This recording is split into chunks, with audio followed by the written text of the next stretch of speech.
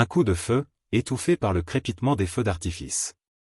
Une disparition qui mènera à une vérité glaçante, tissée de jalousie et de vengeance. Les feux d'artifice illuminaient la nuit.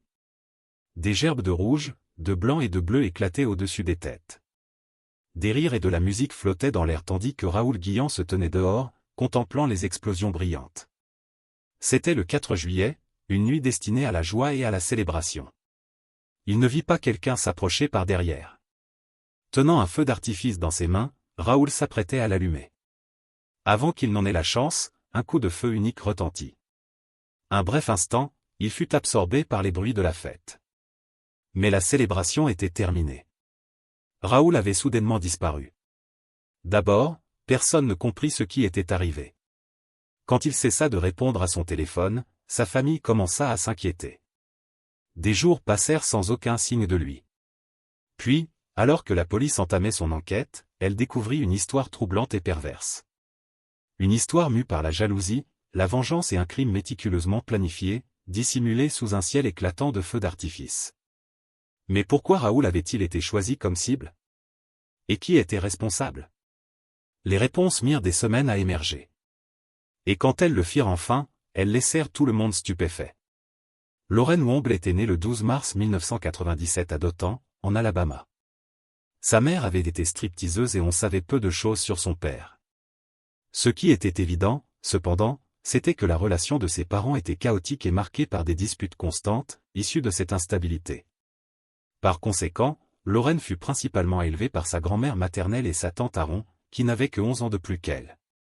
En raison de la faible différence d'âge, Aaron était plus comme une grande sœur qu'une tante, et les deux furent élevés presque côte à côte, partageant tout sous le soutien constant de leur grand-mère.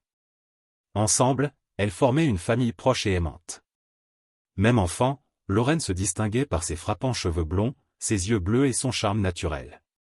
Elle attirait l'attention sans effort. Sa confiance, son intelligence et sa personnalité décontractée la faisaient apprécier de son entourage.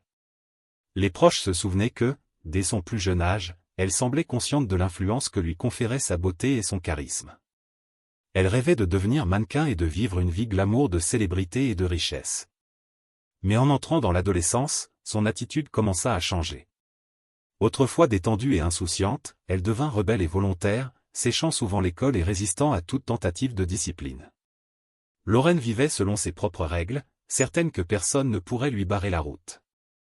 À 16 ans, elle eut une rencontre qui allait changer le cours de sa vie. En marchant dans les rues de Dothan, elle fut abordée par un homme frappé par sa beauté. Ce n'était pas un passant ordinaire. Il prétendit être un agent du divertissement et dit à Lorraine qu'il pourrait l'aider à percer dans le mannequinat. Il proposa de la photographier et lui promit de la mettre en contact avec des opportunités. L'idée enthousiasma Lorraine, mais il y avait un problème. Elle était encore mineure. L'homme ne sembla pas inquiet.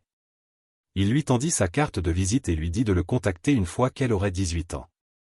Excitée, Lorraine se précipita chez elle pour partager la nouvelle avec sa tante Aaron. Au lieu de célébrer, Aaron fut profondément inquiète. Elle mit Lorraine en garde contre cet homme, soupçonnant que son offre était loin d'être innocente. Mais Lorraine, aussi têtue que jamais, ignora l'avertissement. Elle se moquait de la véritable nature de cette affaire. Une fois ses 18 ans atteints, elle avait pleinement l'intention de l'appeler. Et elle le fit. Le 18e anniversaire de Lorraine fut une joyeuse célébration pour sa famille. Ils sortirent dans un Applebee's connu, passant la soirée à dîner et faire du karaoké. Elle était joyeuse, affectueuse et pleine de bonheur, ne donnant aucune raison à ses proches de penser que ce serait la dernière fois qu'ils la verraient pour longtemps. Dès le lendemain, elle avait disparu. Sa famille, submergée d'inquiétude, la chercha partout. Bien que Lorraine ait toujours été rebelle, disparaître sans un mot était complètement inhabituel. La peur monta jusqu'à ce qu'il reçoive un message de Lorraine elle-même. Calme et rassurante, elle révéla ses projets. Elle s'envolait pour Las Vegas ce jour même avec les agents rencontrés 2 ans plus tôt. Sa décision était irrévocable. Elle comptait entrer dans l'industrie du film pour adultes. C'était en 2015, à une époque où l'industrie était florissante, générant des milliards de dollars annuels pour répondre à une demande croissante. De nouveaux interprètes étaient constamment recrutés pour satisfaire l'appétit de visages frais. Les gains pouvaient aller de 2 cents à 1500 $ par tournage. Venant d'une famille qui avait toujours lutté financièrement, l'idée de gagner sa vie grâce à son apparence était impossible à ignorer pour Lorraine. À son arrivée à Las Vegas, elle réalisa qu'elle avait besoin d'une nouvelle identité, quelque chose d'audacieux, de mémorable et d'autoritaire. Attirée par le symbole de l'or, elle l'intégra à son nom de scène. Et en hommage à sa mère, elle finalisa le personnage qui définirait sa nouvelle vie, Aubrey Gold. Son agence s'empressa de réinventer son image. On lui refit les dents, on coiffa ses cheveux, on atténua les petites cicatrices sur son visage. Elle fut équipée de vêtements de designer, de chaussures de luxe et d'accessoires saisissants. Parfaitement polie, elle plongea tête la première dans l'industrie. En seulement 6 mois, elle apparut dans 32 vidéos et travailla avec certains des plus grands studios du métier. Les exigences de l'industrie du film pour adultes étaient impitoyables. Et nombreux étaient les interprètes qui comptaient sur des substances pour tenir et se détacher de la réalité de leur travail. Aubrey Gold ne faisait pas exception. Elle commença avec de la marijuana, mais après 2 ans, cela ne fournissait plus l'évasion qu'elle cherchait. Elle se tourna bientôt vers l'alcool et des drogues plus dures. Au début, son comportement ne semblait pas alarmant. Mais à mesure que son addiction s'aggravait, les studios commencèrent à en voir les conséquences. Elle arrivait en retard au tournage, disparaissait dans les toilettes pour se droguer, et parfois se présentait si intoxiquée qu'elle pouvait à peine tenir debout. Les plannings de tournage étaient perturbés. Les rushs devenaient inutilisables, et très vite, tous les grands studios l'avaient mise sur liste noire. En 2017, son agence l'attaqua en justice pour rupture de contrat, la coupant finalement de toutes ses royalties. Même le travail qu'elle avait déjà accompli ne lui rapporterait plus aucun revenu. Alors que ses agents gardaient le contrôle total sur la distribution, sans aucun avenir dans l'industrie, Aubrey prit une dernière décision, elle paya pour résilier son contrat et partit les mains vides. Brisée et sans direction claire, elle se débarrassa du personnage d'Aubrey Gold et redevint Lorraine Womble. Sans aucun endroit où aller, elle retourna chez sa grand-mère et sa tante en Alabama. Malgré tout ce qu'elle avait traversé, elles l'accueillirent sans hésitation, déterminées à l'aider à reconstruire sa vie. Lorraine trouva du travail comme serveuse dans un restaurant local. Et c'est là qu'elle rencontra un jeune homme de son âge. Sa famille le décrivit comme gentil et attentionné. Et bien que son identité n'ait jamais été révélée publiquement, une chose était claire. Au moment où Lorraine eut 20 ans, elle attendait son enfant et envisageait avec espoir l'avenir qu'ils planifiaient ensemble. Le couple accueillit la grossesse avec bonheur et espoir. Pour Lorraine, devenir mère fut le tournant dont elle avait besoin. Elle renoua avec sa famille, continua à travailler, et surtout, arrêta totalement la drogue. Après une grossesse sans problème, elle accueillit une petite fille dans le monde, qu'elle nomma Alice. Pendant un temps, la vie sembla aller dans la bonne direction. Son passé dans l'industrie du film pour adultes semblait un chapitre lointain. Mais bientôt, un vieil ennemi refit surface, son addiction. Quand elle rechuta, l'inquiétude fut grande, surtout de la part de la mère de son petit ami, qui doutait de la capacité de Lorraine à s'occuper d'un enfant dans son état. Elle signala Lorraine au service de protection de l'enfance. Et avant longtemps, la garde d'Alice lui fut définitivement retirée. La perte de sa fille la dévasta. Au lieu de se battre pour reprendre le contrôle, elle sombra plus profondément dans l'addiction. Se croyant ratée, la drogue devint son seul refuge. Pourtant, son histoire était loin d'être terminée. Dans une petite ville comme Dothan, tout le monde connaissait les affaires des autres, et tout le monde connaissait Lorraine. Se faisant à nouveau appeler Aubrey, les gens connaissaient aussi Sean Parker, un homme à la réputation de criminel dangereux, et les habitants mettaient en garde contre toute relation avec lui. Il prétendait avoir servi dans l'armée, mais après son retour, il s'était tourné vers le vol et travaillait comme tueur à gages. Lorraine se prit de fascination pour lui, captivée par sa réputation dangereuse. Fin 2019, elle eut enfin l'opportunité, et dans un retournement ironique, cela se passa à la prison du comté de Dalton où Lorraine avait été arrêtée et condamnée à 45 jours pour une infraction mineure. Sean était également derrière les barreaux à ce moment-là, bien que ses charges soient bien plus graves. Ils commencèrent à communiquer par lettres et messages transmis via d'autres détenus. Au moment où Lorraine fut libérée, elle était déterminée à l'attendre. Quand Sean sortit enfin, leur relation commença immédiatement. Leur romance fut turbulente et destructrice, poussant sa tante Aaron à la supplier de le quitter et même à lui interdire de l'amener dans la maison. Mais Lorraine s'en moquait. Elle et Sean passaient leurs journées ensemble, se livrant à la drogue et à des petits délits. Bientôt, le couple déménagea à Grassville, à seulement 16 km de Dothan. Là, Sean présenta Lorraine à une figure clé de sa vie, Jeremy Peters. Peters, de 20 ans leur aîné, était officiellement le propriétaire d'une entreprise de construction florissante en Floride. Cependant, l'affaire n'était qu'une couverture. Son véritable commerce était le trafic de drogue. Criminel chevronné, Peters avait été arrêté à plusieurs reprises pour trafic de drogue aux niveaux étatiques et fédéral. Pourtant, il parvenait toujours à éviter des conséquences sérieuses. Sean devint l'homme de main de Peters, et Lorraine emboîta le pas, passant beaucoup de temps dans sa maison. Leur implication dans des activités criminelles n'était un secret pour personne. Ils affichaient ouvertement leur mode de vie criminel. Sean se vantait d'être un tueur à gages, affirmant qu'il pouvait ôter une vie pour aussi peu que $5 000. Lorraine, loin d'être alarmée, riait et l'encourageait, disant même qu'elle se joindrait à lui si l'occasion se présentait. Il n'était qu'une question de temps avant que ses paroles ne deviennent réalité. Début 2020, Sean arriva chez Jeremy avec un homme nommé Raoul Guillan. Raoul avait vécu une vie nomade. Né au Mexique et élevé au Texas, il avait une famille, une ex-femme et 3 enfants qui l'attendaient chez lui. Il travaillait dans la construction, voyageant d'un endroit à l'autre pour les soutenir. Il avait rencontré Sean à la prison du comté de Jackson alors qu'il purgeait une peine pour une immatriculation de véhicule expirée. Sean, incarcéré pour un faux permis de conduire et incapable de payer l'amende, s'était lié d'amitié avec lui et avait promis que son ami Jeremy aurait un travail pour Raoul une fois qu'il serait libéré. Ignorant le danger dans lequel il mettait les pieds, Raoul accepta l'offre et fit partie du groupe, complètement inconscient du monde périlleux qu'il avait rejoint. Le 26 juillet 2020, son histoire prit une tournure sombre. Après des jours sans contact, sa famille déposa une plainte pour disparition auprès des autorités du comté de Jackson. C'était sa fille qui avait donné l'alerte. Elle avait toujours été sa petite princesse, et Raoul l'appelait chaque jour sans faute. Mais des semaines avaient passé et non seulement il avait cessé d'appeler, mais il était également injoignable sur tous ses téléphones.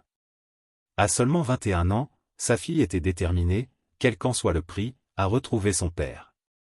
Avant même d'impliquer la police, elle lança sa propre enquête sur Facebook, essayant de découvrir des informations sur les personnes mentionnées par Raoul. C'est là qu'elle tomba sur une photo de son père posant avec une femme blonde de l'Alabama, Lorraine Womble. Lorraine n'était pas n'importe qui. Elle était la mondialement connue Aubrey Gold. Et cette révélation la troubla. Que faisait son père avec une ancienne star du film pour adultes? Décidée à obtenir des réponses, elle traqua l'homme que son père avait décrit comme son bienfaiteur généreux. Sans hésitation, elle appela Sean Parker. Leur conversation fut superficiellement polie, mais Sean affirma qu'il n'avait pas vu Raoul depuis un moment. Quand elle demanda si Raoul avait séjourné chez lui, la réponse de Sean ne fit qu'accroître ses craintes. Il lui dit que Raoul était retourné au Texas, mais elle savait qu'il mentait. La dernière fois qu'elle avait parlé à son père, il avait mentionné qu'il avait encore du travail à finir à Jackson avant de pouvoir rentrer. Il était impossible que son père soit parti si abruptement. Avec cette réalisation, elle se rendit auprès des autorités du comté de Jackson, signalant que sa dernière conversation avec Raoul avait eu lieu le 4 juillet. Il lui avait dit qu'il prévoyait de célébrer avec des amis ce soir-là et elle était certaine que ses amis étaient Sean Parker et Lorraine Womble. Avant de remettre l'affaire à la police, elle partagea un dernier détail crucial. La possession la plus précieuse de son père, son camion Mercedes-Benz bleu était sa fierté. Elle fournit le numéro de plaque d'immatriculation et pressa les autorités de le localiser. Ce fut la première piste. Des jours plus tard, la police localisa le véhicule dans un atelier de réparation. En voyant son état, ils surent que quelque chose n'allait pas. La Mercedes bien-aimée de Raoul avait été démontée pour ses pièces et laissée dans un état de délabrement choquant. Les autorités interrogèrent rapidement le propriétaire de l'atelier qui avait amené le véhicule, et la réponse arriva rapidement. Les noms sur le bon de service étaient Sean Parker et Lorraine Womble. Avec une piste claire, les enquêteurs traquèrent Lorraine et Sean et les amenèrent pour interrogatoire. Ils furent séparés, ce qui visiblement perturba Lorraine. Tous deux donnèrent des récits étrangement similaires et vagues. Ils insistèrent sur le fait qu'ils avaient vu Raoul pour la dernière fois début juillet. Interrogés sur le camion, ils affirmèrent que Raoul avait des problèmes avec et voulait s'en débarrasser. Sean ajouta qu'il avait proposé de l'acheter pour une petite somme, avec l'intention de le réparer comme cadeau pour Lorraine. Bien que la police fût sceptique, elle n'avait aucune preuve solide et fut contrainte de les relâcher. Sans nouvelle piste, l'affaire tomba dans l'oubli jusqu'au 23 août, près de 2 mois après la disparition de Raoul. Un homme se présenta au poste de police, demandant une réunion urgente avec les enquêteurs. Son nom était Joseph Bell, et il était l'ami proche de Jeremy Peters depuis 25 ans. Il connaissait aussi Lorraine Womble, bien qu'il n'ait jamais fait confiance à Sean Parker, qui selon lui dégageait toujours une aura menaçante. Joseph affirma savoir où le corps de Raoul était enterré. Quelques jours plus tôt, il avait bu avec Jeremy. Rien ne semblait inhabituel sur le moment, mais Jeremy se leva brusquement et lui dit de le suivre. Confus mais intrigué, Joseph obéit, marchant avec lui dans les bois. Jeremy le regarda droit dans les yeux et prononça 2 mots glaçants, « Je te fais confiance ». Puis il désigna le sol. C'est alors que Joseph le vit, l'endroit exact où le corps de Raoul avait été enterré. Jeremy avait demandé son aide, prévoyant de déplacer le corps vers un endroit plus isolé le lendemain. Joseph accepta sur le moment, mais seulement pour cacher sa peur. Ils convinrent de se revoir le lendemain, mais une fois rentré chez lui, la panique s'empara de Joseph. Il était terrifié, pas seulement pour lui, mais pour sa femme et ses enfants. Il comprit que s'impliquer davantage pourrait tous les mettre en grave danger. Pourtant, il reconnut aussi ce qui était juste.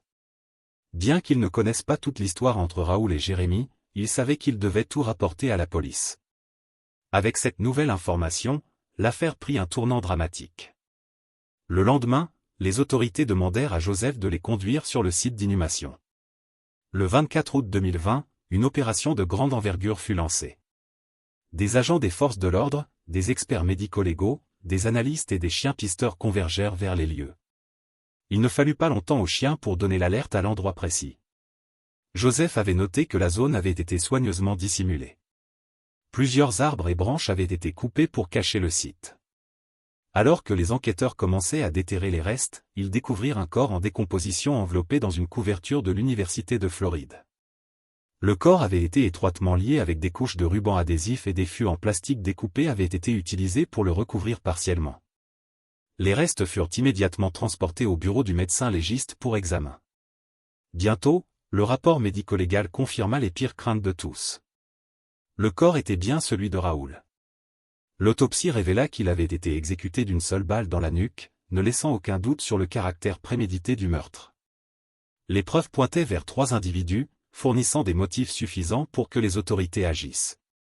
Des mandats d'arrêt furent émis contre Jeremy Peters et Lorraine Womble. Aucun mandat n'était nécessaire pour Sean Parker. Il était déjà en prison pour des charges sans rapport. Les enquêteurs obtinrent également un mandat de perquisition pour la maison de Jeremy, espérant découvrir d'autres preuves. Ce qu'ils trouvèrent fut choquant.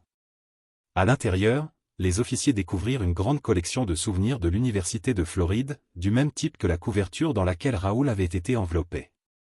Ils trouvèrent aussi du tissu brûlé qui semblait correspondre à ce qui avait couvert son corps, et de multiples fûts en plastique identiques à ceux utilisés sur le site d'inhumation. Lorraine fut rapidement localisée chez sa tante Aaron à Dothan, en Alabama. Complètement inconsciente de ce qui allait arriver. Elle fut arrêtée sur le champ et rapidement extradée vers la Floride. Cette fois en tant que suspecte dans une enquête pour meurtre. Initialement, elle nia tout, mentant, détournant les questions et insistant sur son absence d'implication. Mais il devint clair que ni Lorraine Womble ni son alter ego, Aubrey Gold, n'étaient des criminels endurcis. Elles n'étaient simplement que 2 facettes perdues de la même fille, et sous la pression, toutes 2 finirent par craquer. Finalement, Lorraine avoua. Le cerveau du meurtre était Sean Parker et le motif était la jalousie. Lorraine admit qu'elle et Raoul avaient été intimes, et quand Sean l'avait découvert, sa fureur avait pris le dessus. Il avait cherché à se venger dans la nuit du 4 juillet 2020. Lorraine, Sean et Jeremy buvaient ensemble quand Sean révéla son plan. Il voulait Raoul mort. Jeremy suivit le mouvement, disant à Sean que Raoul était lié à un gang international dangereux. Que Jeremy y croyait réellement ou voyait simplement là une chance d'éliminer une menace perçue n'était pas clair, mais cela n'avait pas d'importance. Le mensonge suffit à sceller le sort de Raoul. En vérité, Raoul n'avait aucun lien avec un gang. C'était un homme ordinaire et un père travailleur. Mais au moment où les fausses accusations furent proférées, la décision était déjà prise. Cette nuit-là, on confia une tâche à Lorraine. Elle devait attirer Raoul chez Jérémy sous le prétexte de célébrer le jour de l'indépendance. Jérémy lui-même ne serait pas présent. Il savait qu'il valait mieux ne pas être dans les parages quand les choses tourneraient violentes. Raoul, complètement méfiant, accepta l'invitation et arriva de bonne humeur, prêt à faire la fête. À un moment de la soirée, Lorraine lui tendit des feux d'artifice. Tout faisait partie de la mise en place. Excité, Raoul se concentra sur le spectacle, les allumant et s'émerveillant du ciel. Il ne vit jamais Shan approcher. Alors que l'attention de Raoul restait fixée sur les feux d'artifice, Shan se glissa derrière lui et pressa la détente. Un seul tir à l'arrière de la tête mit fin instantanément à la vie de Raoul. Lorraine manqua s'évanouir de choc. La chose suivante dont elle se souvint fut de se réveiller le lendemain matin pour voir Shan et Jérémy charger le corps de Raoul dans un camion. Mais comment les enquêteurs pouvaient-ils lui faire confiance? Après tout, elle avait déjà menti plusieurs fois pour les convaincre. Lorraine finit par fournir quelque chose de concret. Elle révéla que l'arme du crime avait été coupée en deux et jetée dans un bouche d'égout, poussant les autorités de Dotan à fouiller la zone. Bien qu'initialement sceptiques, ils trouvèrent bientôt la moitié du pistolet exactement là où elle l'avait indiqué. Avec cette preuve accablante, il était clair qu'elle disait la vérité. Les procureurs avaient désormais la base pour construire leur dossier. Shan Parker fut inculpé de meurtre au deuxième degré. Jérémy Peters, qui avait orchestré le meurtre sous de faux prétextes, fut également inculpé de meurtre au deuxième degré en tant qu'auteur principal. Sachant qu'elle avait peu de chances d'échapper à de graves conséquences, Lorraine accepta un plaidoyer de culpabilité. Elle témoigna contre Shan et Jérémy en échange d'une peine réduite de 10 ans, bien que terrifiée à l'idée de témoigner contre Shan. Durant l'enquête, les autorités découvrirent des preuves que Shan avait été physiquement, émotionnellement et sexuellement violent envers Lorraine. Pendant des années, elle avait été sous son contrôle. Malgré sa peur, son témoignage s'avéra crucial pour obtenir des condamnations. En octobre 2021, les verdicts furent rendus. Jérémy Peters fut condamné à 20 ans dans une prison d'État de Floride, tandis que Shan Parker écopa de la prison à vie sans possibilité de libération conditionnelle. Quant à Lorraine, son sort était déjà scellé. Elle reste incarcérée. Elle a maintenant 27 ans avec une libération prévue en 2031. C'était loin du futur qu'elle avait imaginé à 18 ans, quand elle avait quitté la maison pour courir après la célébrité et la fortune dans l'industrie du film pour adultes. Au lieu de cela, elle s'était empêtrée dans une vie marquée par l'addiction, le crime et la violence, et doit maintenant affronter les pleines conséquences de ses choix. Si vous avez trouvé cette affaire fascinante, n'oubliez pas d'aimer la vidéo et de vous abonner à la chaîne. Nous publions des vidéos sur des affaires criminelles chaque nuit. Jusqu'à la prochaine fois, restez alerte, restez vigilants.